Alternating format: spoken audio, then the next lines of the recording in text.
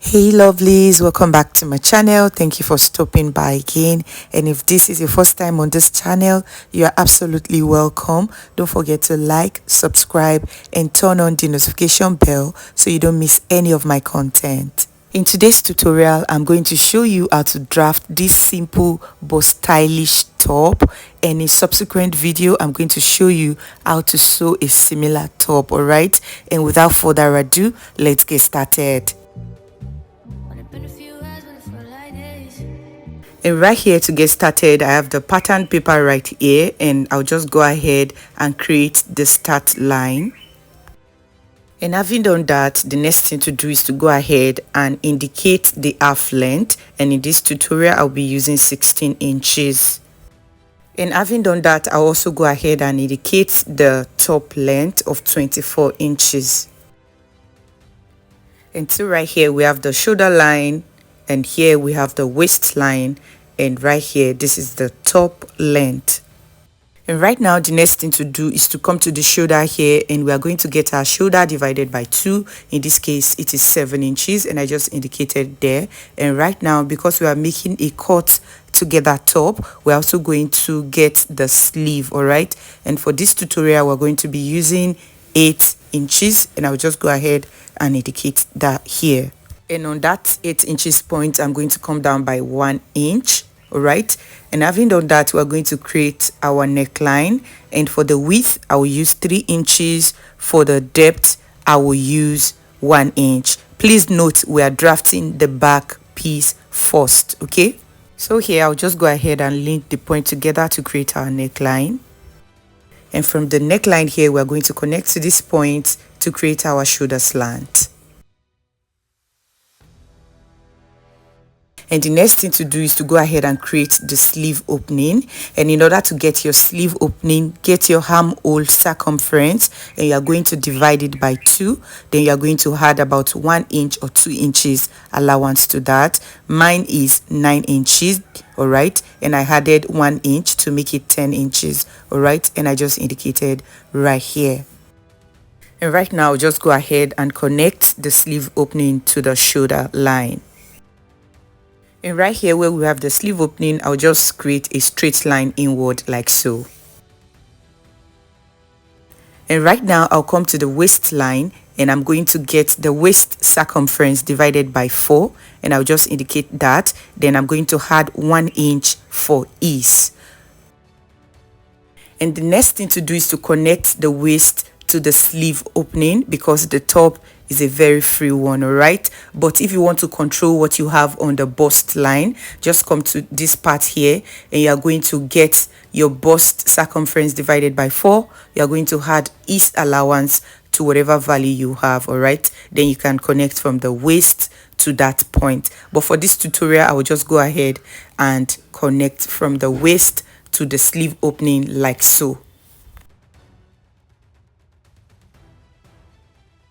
And at the end of the day, what I have here on the bust point is my bust circumference divided by 4, and the allowance that I have left is around 5 inches. If you don't want up to that, you can just use the method I told you about. All right, so the next thing to do now is to come to the top length here, and we're going to get our hip circumference divided by 4 plus 1 inch seam allowance. Okay, and I will indicate that here. Then I'll just go ahead and connect to the waistline. And like I said earlier, this is the back piece. All right, and before I cut this pattern, I'll come to the bottom part here and come upward by 1 inch, and I will just link it inward like so. All right, so that the side will not be too sharp. And I'll just go ahead and shade this part because we're going to be cutting it out later on. All right, and right now the back pattern is ready. Remember that we've not added any seam allowance to this pattern. Okay, you can go ahead and add seam allowance when you're cutting the fabrics. So right now just go ahead and cut out this pattern.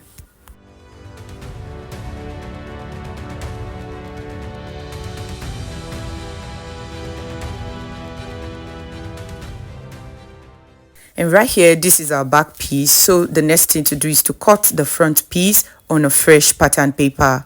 And right here on the new patterned paper, I'm going to start marking 3 inches all the way down. All right, this 3 inches is for the wrap effect that we have at the front. You see, all right, I will mark all the way down, then I'm going to connect on a straight line. And having done that, we're going to bring the back piece and we're going to place it directly after the line like so. And having done that, the next thing to do is to retrace the shape that we have here, okay?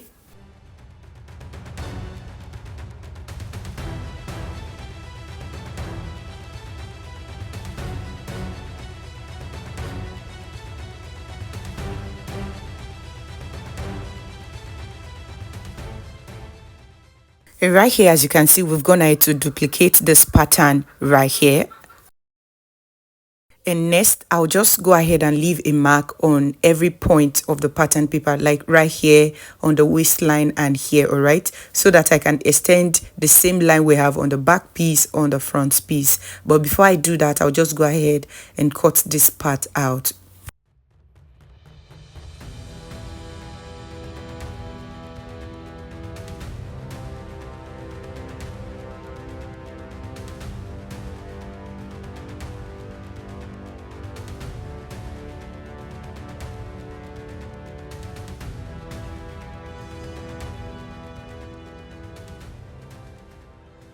And right here, as you can see, I've gone ahead to extend all the lines, and the next thing to do is to go ahead and create the asymmetric that we have at the front. You can use 3 inches, 4 inches, or even 5 inches, depending on what you want. For this tutorial, I'll just go ahead and use 4 inches, all right? So I'll just indicate 4 inches right here, okay?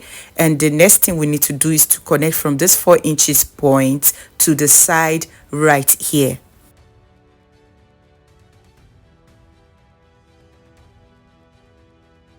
And right here, as you can see, I used a red marker to show the addition that we just added to the top. And so right here, I'll just write front on this pattern to indicate that this is the front piece, okay? And in essence, the back and the front must align at the side, as you can see right here. All right, so the next thing to do is to go ahead and create the front neckline. And what I'm going to do is to link from the neck here to the waistline here. And right here, this is what the front neckline looks like, and it looks kind of deep, but it is not really deep. All right, when you measure, what you have on the front neckline in essence is just around 8 inches. All right, and right now we can go ahead and cut out this front piece.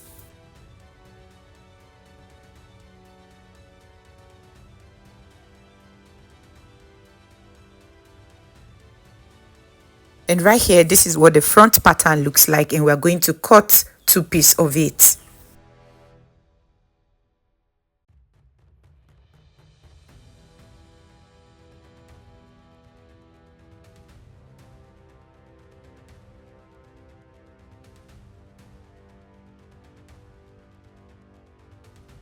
And so right here we have 2 pieces for the front piece. One is for the right side and the other for the left side. And for clarity's sake, I'll just go ahead and copy all the lines that we have on this piece on the new piece that we just created, okay?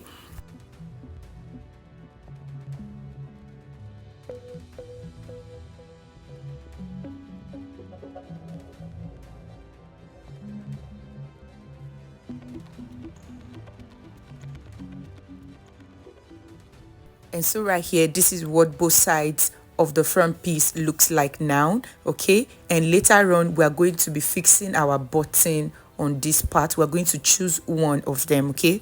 And right now, guys, since both of them are of the same length, we are going to pick one and reduce the length so as to have that asymmetric that we have at the front.